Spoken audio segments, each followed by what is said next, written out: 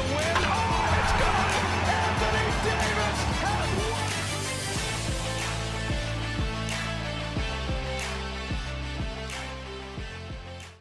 Gracias por continuar con este espacio Respuesta Correcta. Antes de iniciar con nuestro invitado, un saludo a Emilio Merán allá en la charla de gol. Me dijo, mándame mi saludo que estoy en sintonía.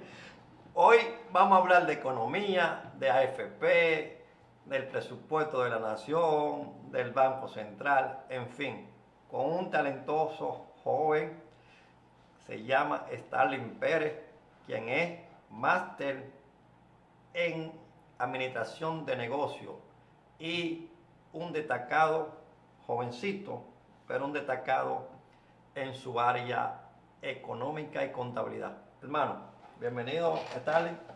Gracias, Campuzano, por la oportunidad de tan prestigioso programa. Por aquí estamos, soy Starling Pérez, para que me conozcan, MBA en la UCAM de Canadá, y estoy como socio ejecutivo de la firma de auditores Índigo, consultores y auditores. ¿Índigo solamente trabaja en República Dominicana o trabaja en el Caribe o en América? Índigo tiene afiliación con una firma internacional que es la número 7 en toda Europa y brinda servicios de auditoría, contabilidad e impuestos. Ok. ¿Sabe, Starling, que hay desde el marzo del año pasado, desde el 2020, los trabajadores, que a mí no me gusta decirle así, sino los empleados, están reclamando el famoso 30% que le den de sus ahorros de la administradora de fondos de pensiones. Para Starling, ¿estaría de acuerdo, Starling, que tú manejas bien esos temas, que se le dé el dinero, que se le reembolse el dinero a los empleados o no? Fíjate, nosotros tenemos muchos elementos favorables para hacer el reparto de los fondos de pensiones. Claro que sí, estoy 100% de acuerdo. Yo lamento que el honorable diputado Botello no haya podido vender de manera inteligente el proyecto como se requiere, pero es muy factible que se distribuyan los fondos de pensiones. Fíjate que nosotros, en comparación con otros países como son Chile y Perú, que ya han hecho reparto de estos fondos en varias ocasiones, tenemos una ventaja muy importante, y es que nuestra producción en ningún momento ha parado, inclusive en la pandemia. Los alimentos que nosotros hoy en día consumimos como dominicanos se producen aquí en un 90-95%. Los alimentos importados son lo mínimo. Entonces, para la alimentación del ser humano. Para la alimentación de toda la población. Nosotros producimos de todo, arroz, habichuela, tenemos carne de todo tipo, ganado vacuno, tenemos productos avícolas, huevos, y tenemos un stock grandioso para 6 meses futuro, si la producción se parara. Es decir, que la distribución de los fondos de pensiones no va a producir escasez en la alimentación, que esa es la preocupación de muchos economistas. Nosotros tenemos un stock interesante, importante, y nuestra producción continúa con un flujo maravilloso. El 30% lo que va a producir es poder adquisitivo en la población, básicamente en la clase media y en la clase baja. ¿Por qué? Porque le va a permitir a esa clase media y a esa clase baja que está endeudada pagar su deuda o emprender el nuevo proyecto inmobiliario. Un empleado que reciba esos fondos puede optar en un fideicomiso con el primer bono de primera vivienda y sacar su apartamento, su primera vivienda. Y también ayuda a contribuir con el déficit habitacional que existe en la República Dominicana. Entonces, el diputado Botello no ha sabido vender bien ese proyecto. Nosotros entendemos que Botello lo que está haciendo es bulto. ¿Bulto por qué? Porque a través de eso se mantiene en vigencia y él es así. Pero es tarde, mira, si tú me preguntas a mí, yo no estoy de acuerdo que el 30% se dé. Yo le diría, ¿por qué no está de acuerdo? No, pero como tú eres el invitado, tú no tienes que hacerme. Pero tú no tienes que hacer. Mira, es tarde. En los países que se ha dado parte del dinero de la AFP, su evaluación, ¿cómo ha sido? Por ejemplo, si nos vamos a 2 países, uno en vía de desarrollo, que ya yo lo expliqué en el programa de la buena amiga Karen el sábado pasado, que es Chile, y un país de tercer mundo que es Perú. ¿Qué ha ocurrido en esta economía? Perú inició con el primer desembolso en abril 2020, luego un segundo desembolso en diciembre, y hoy en día está en Congreso un proyecto que aprueba 17.600 soles como un tercer desembolso. Eso representa aproximadamente casi $5.000. Claro, Perú lo está promoviendo en 3 fases. En 30 días un 25%, en 60 días un 25% adicional y en el resto de los 90 días el 50% restante. ¿Qué ha ocurrido en esta economía? Fíjate que Perú ha tenido un crecimiento como jamás visto en toda su historia. Sin embargo, las tasas de interés han subido porque es una estrategia de la banca. Esos recursos que tiene la gente, volver a captarlo a costo bajo y colocarlo a costo alto. Es el negocio per se de la banca, captación y colocación de recursos. Pero la economía ha crecido y han distribuido al día de hoy 8.400 millones de dólares. Mucho más de lo que estamos requiriendo con el 30% aquí. El 30% no representa más de 5.000 millones de dólares. No, eso es mucho. No, porque 5.000 millones de dólares. 5.000 millones de dólares, un valor equivalente a nuestra masa monetaria, poco menos de 300.000 millones de pesos. Eso es lo que se está pidiendo. Ahora mismo yo tengo un stock en las AFP de 938.000 millones de pesos. Si doy el 30%, que lo puedo dar en 3 fases, 30 días, 60 días y 90 días, y la economía va a crecer, va a ser más diversa, más dinámica, la gente va a poder pagar las deudas, va a poder tener más poder adquisitivo, mejor calidad de vida. Es una carta de triunfo que tiene el partido de gobierno en sus manos. ¿No será un temor de los administradores de fondos de pensiones? Temor porque quizá ellos no lo tengan en reserva ese dinero. Fíjate que todos los fondos acumulados en las administradoras de fondos de pensiones están en certificados, están en bonos, están en títulos en entidades financieras y en Banco Central. Pero te comento lo siguiente. Banco Central, hoy en día, hasta el 30 de octubre del presente año, presenta una reserva de 2.300 millones de dólares. Las reservas internacionales netas más grandes de toda nuestra historia en Banco Central. Si comparo ese valor de reserva que tenía al 31 de diciembre del 2019, para no comparar con 2020 por ser un año irregular de pandemia, teníamos 10.100 millones de dólares. O sea, las reservas internacionales netas son 22% más que lo que eran en 2019. Yo puedo liberar parte de esa reserva y no afecto la economía y tampoco tengo excedente en mi masa monetaria. Si quisiera, alternativa tengo por demás. Otro punto pudiera ser cancelación de los certificados que tienen las entidades financieras y esas AFP, erogar esos fondos y esos fondos van a retornar al sistema financiero nacional, porque la gente que reciba esos fondos va a pagar su deuda y vuelve a los bancos. Los bancos lo que van a tener que ser creativos y tener ofertas a mejores tasas para nuevos fideicomisos, nuevos negocios, pequeños y medianos, y la economía va a crecer. Hablando de tasa, tal, ya te metiste en la tasa. Recientemente, o sea, la semana que recién termina, el Banco Central anunciaba que aumentaba en 0.5% su tasa de intereses. ¿Tú crees que eso fue prudente en este momento en el cual la economía, aunque la economía nuestra, uno de los pocos, quizá sin jactancia, de los que decía que la economía iba a crecer alrededor de un 7, un 8% en República Dominicana, fuimos nosotros?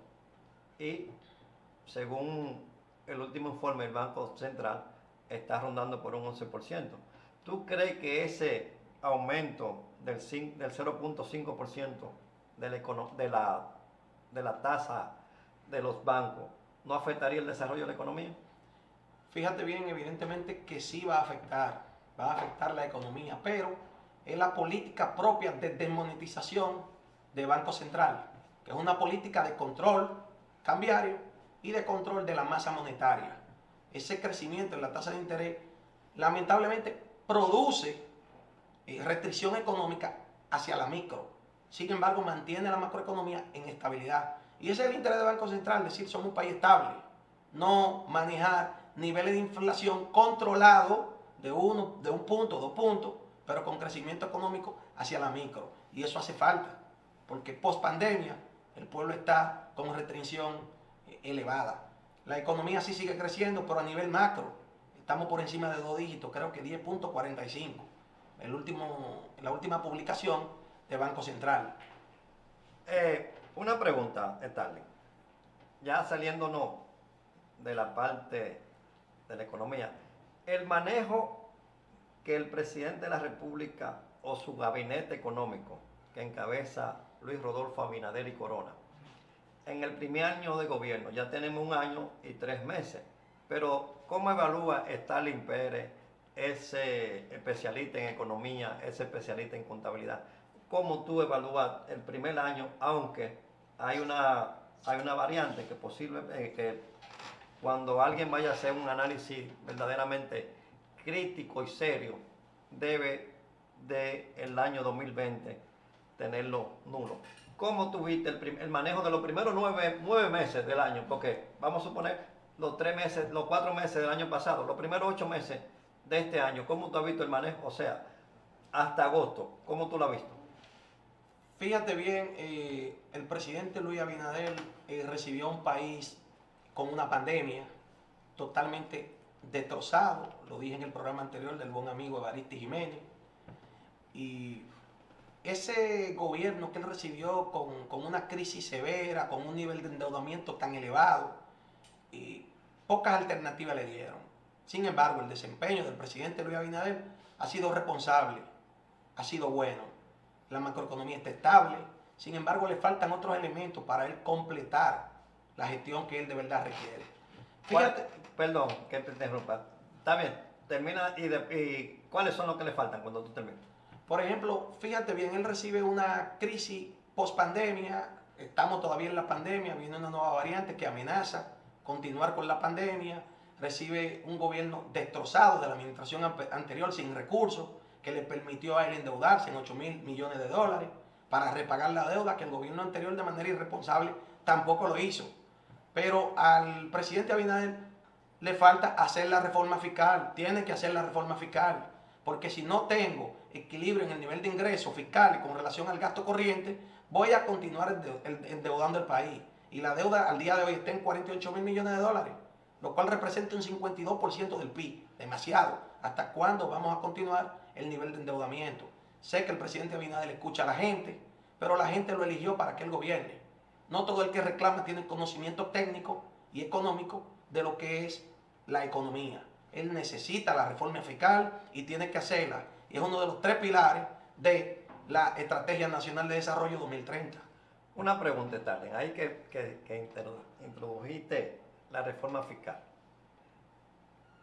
¿Tú crees que era prudente en el próximo año? Porque el año que viene nosotros tenemos una visión futurista y nosotros decimos que el año que viene, por lo menos hasta los primeros 7 meses, será un año difícil a nivel mundial, global, por el asunto de los retrasos de producción, por el asunto del consumo de energía, por el atraso, por el gran auge de consumo de combustible. Y un país que esté así, que la inflación y los productos básicos de primera necesidad se van a incrementar los precios, ¿tú crees que era prudente o se podía postergar para el 2023? La reforma fiscal tiene que ser inmediata.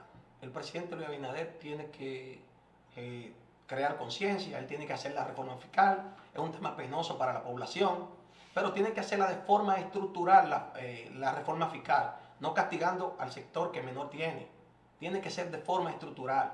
Por ejemplo, aquí hay empresas que pagan un impuesto sobre la renta corriente de manera lineal, eso no es posible. El impuesto sobre la renta corriente debe ser escalonado en función del nivel de riqueza que genera cada emporio económico grande de este país. No es posible, aunque todo es relativo, que una empresa grande pague el mismo porcentaje que una empresa pequeña y ambas sean castigadas por los anticipos que tanto afectan el flujo operacional de cada empresa. Pero la reforma fiscal no debe tener vuelta atrás, tiene que hacerla ya, porque mientras más tiempo pierden, más vamos a endeudarnos.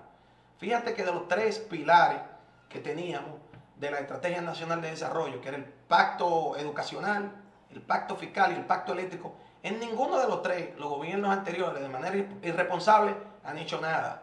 En el pacto eléctrico hemos crecido en la capacidad generadora de energía. Ahí sí, tenemos nueva planta con Punta Catalina, es un punto, pero falta todavía reducir las pérdidas que tengo en las redes de distribución y en las redes de transmisión, que oscilan entre un 30 y un 70%. Esas pérdidas son cuantiosas y le producen al gobierno tener que poner subsidios para que esas empresas estén en equilibrio, o sea, las EDES. Eso no es sostenible. ¿Qué pasó con el pacto educativo? Aquí todo el mundo salió a aprobar el 4%. Yo nunca estuve de acuerdo con eso. ¿Por qué no estuviste de acuerdo con el pacto? Porque aquí no había un plan para el 4%. Por ejemplo, con el 4%, el gobierno lo que se está endeudando, cogiendo 2.000, 3.000 millones de dólares en el presupuesto, en préstamos, y aquí educación tiene niveles astronómicos de recursos que no sabe qué hacer con ellos. Aquí debió hacerse un plan donde el profesorado de la República Dominicana, todo, debió hacer maestría, posgrado. Debimos haber traído ya de otros países con más desarrollo, como Chile, Costa Rica, Cuba, Estados Unidos y un mejor nivel de educación, a preparar a los profesores actuales que tengo. Aquí si vamos a las escuelas públicas, el profesorado es muy débil, penosamente. Todavía también tengo una educación análoga, donde se está hablando de libros, donde tenemos pizarra y tiza en la mayoría de las escuelas. Eso no es posible. Aquí debemos tener tabletas, teleprompter, dispositivo electrónico y eliminar ese procedimiento primitivo de la educación.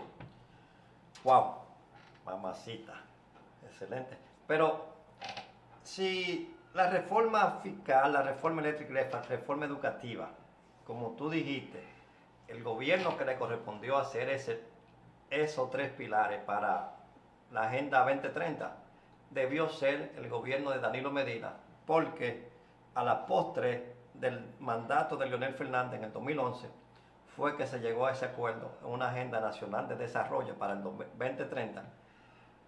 ¿Tú crees, Starling, que el presidente de la República debe hacer un consenso y llamar a una mesa de diálogo y tratar de reformular no los tres pilares al mismo tiempo, ya, per se? Lo principal es la educación. Lo principal es la educación. Sin educación, un país no se puede desarrollar, ¿verdad?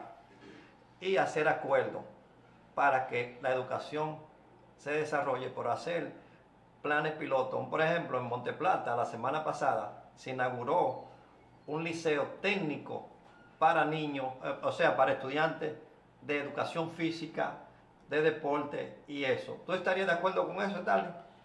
Yo estaría en un 50% de acuerdo, porque la educación es uno de los pilares más importantes que tengo. Estoy totalmente de acuerdo, pero fíjate bien, el pacto fiscal es lo más simple que tiene el gobierno y lo tiene en sus manos, con su equipo económico.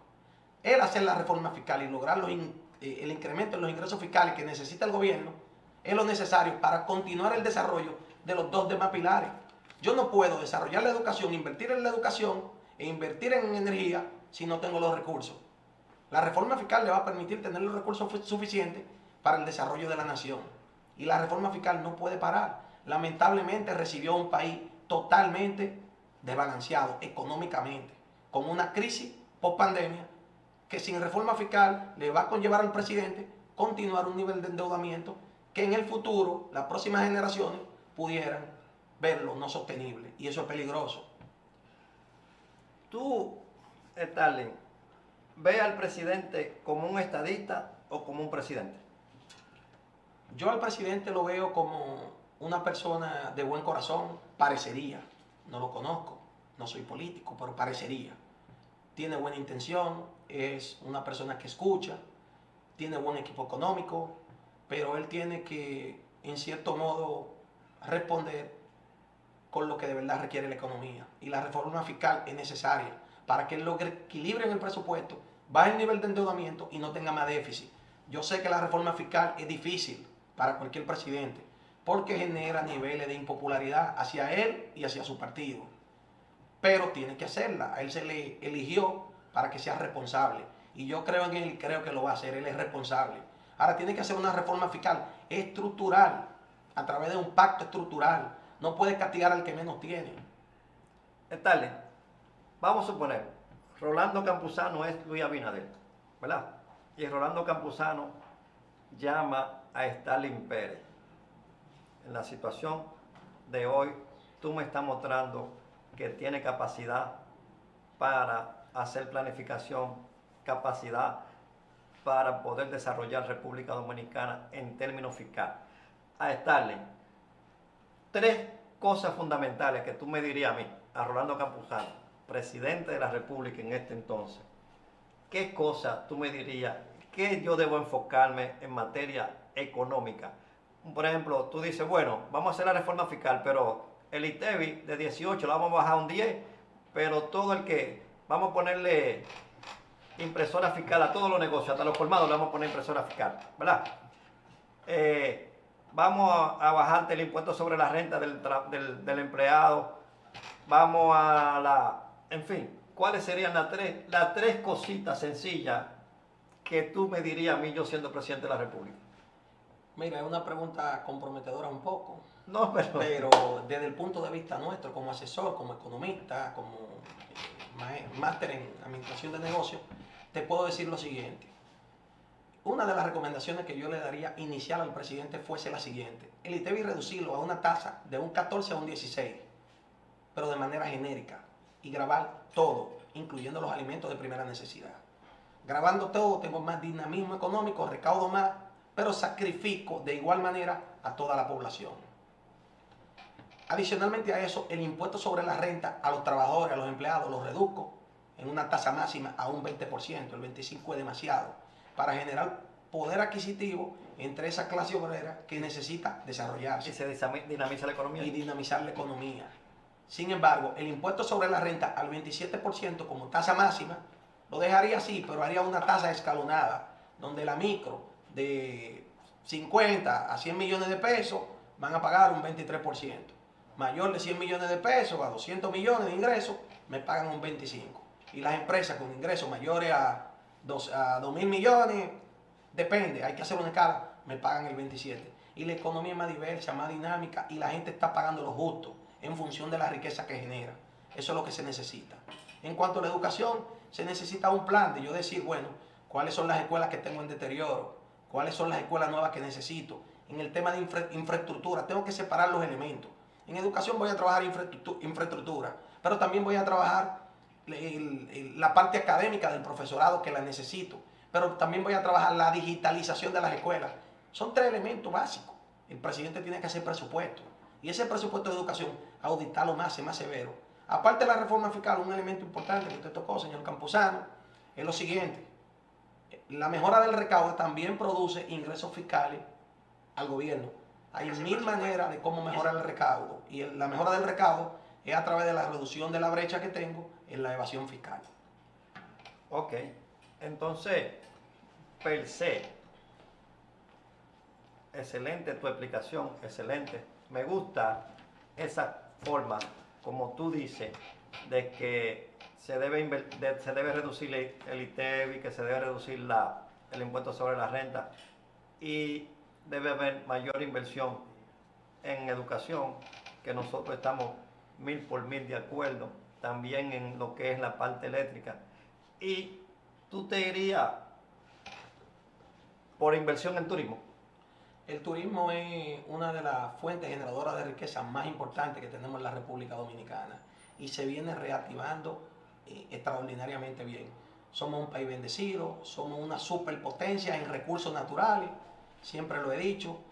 Fíjate que el turismo hasta el 2019 nos produjo alrededor de 5.600.000 turistas extranjeros, sin contar los dominicanos que están en el exterior, que siempre vienen, que era alrededor de 1.100.000 dominicanos en el exterior que también vienen y dinamizan la economía de alguna forma u otra. En el 2020, con un año irregular, el turismo se cae hasta en solo 2.500.000 turistas extranjeros. O sea, bajamos más del 60% del turismo que yo tenía. Pero al 31 de octubre de este año, ya nosotros vamos por 6 millones de turistas. Sí, sí. O sea que vamos a superar la meta que tenemos, y entendería que vamos a terminar por encima de los 7.200.000 turistas extranjeros, sin contar los dominicanos que están en el exterior y también nos visitan. El turismo está trayendo un valor parecido a nuestro Producto Interno Bruto anualmente de casi 50.000 millones de dólares, pero al turismo le falta demasiado. Tengo que desarrollarlo allá de las Águilas, 100 y pico de kilómetros de las playas más bellas del mundo, y el presidente tiene la intención, porque lo ha dicho. Hace rato que yo debí tener habitaciones de lujo dinamizar ese subprofundo y hacer una autovía turística más un aeropuerto nuevo en Bahía de las Águilas. Porque anteriormente hablar de Punta Cana 30 años atrás era un sueño, hoy en día es una realidad. ¿Por qué no desarrollar Bahía de las Águilas si tengo la mejor playa del mundo y la más bella? Está en eso. Tú sabes que en la pasada semana se anunció la comunicación entre Barahona y otra parte de una carretera que te va a cortar la distancia entre Santo Domingo y Bahía de las Águilas. Otra pregunta, un poquito incómoda, porque quizá yo no la pudiera hacer, pero estamos aquí. Aduana, la Dirección General de Aduana y la DGI deben de ser modificadas, deben de tener un mayor abanico de recaudación. El hub logístico favorecería a República Dominicana.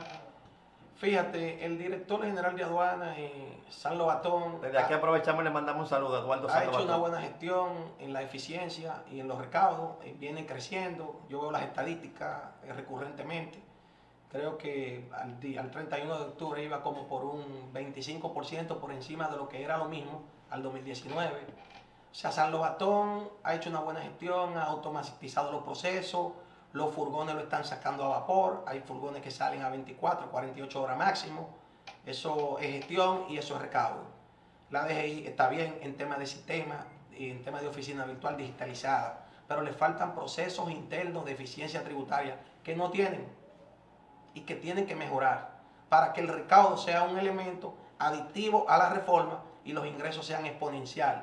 Necesitamos tener un presupuesto sin deuda, donde yo pague los intereses y abone el capital y pueda en 30, 40 años tener una economía o una República Dominicana libre de deuda. A eso aspiramos. Está bien. Starling, antes de que nos vayamos, que nos quedan 2 minutos y pico, ahí está Albi haciéndonos señas. ¿Qué proyecto a futuro tiene Starling en el sector privado, otra empresa, otra institución? Fíjate, yo estoy ahora mismo como socio ejecutivo de Índigo Consultores y Auditores, una firma que brinda servicios de consultoría, auditoría, impuestos, contabilidad. Nos pueden ver por la web. Pero estoy participando como socio minoritario de una app, que es una aplicación que viene para toda la farmacia. Sale esta semana, si Dios quiere, jueves o viernes.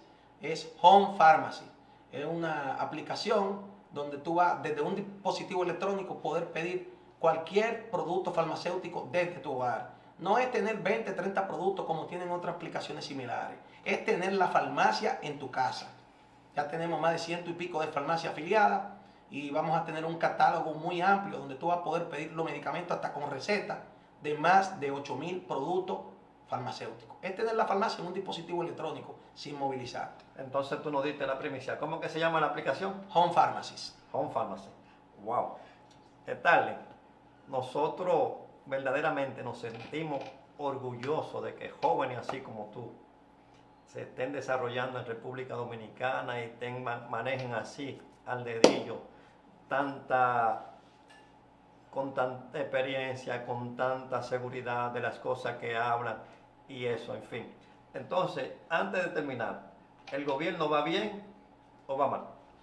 Yo entiendo que el gobierno va bien para un primer año de evaluación. Es un presidente que quiere castigar la corrupción, un presidente con muchos niveles de honestidad que él vende. Su equipo no le puede defraudar.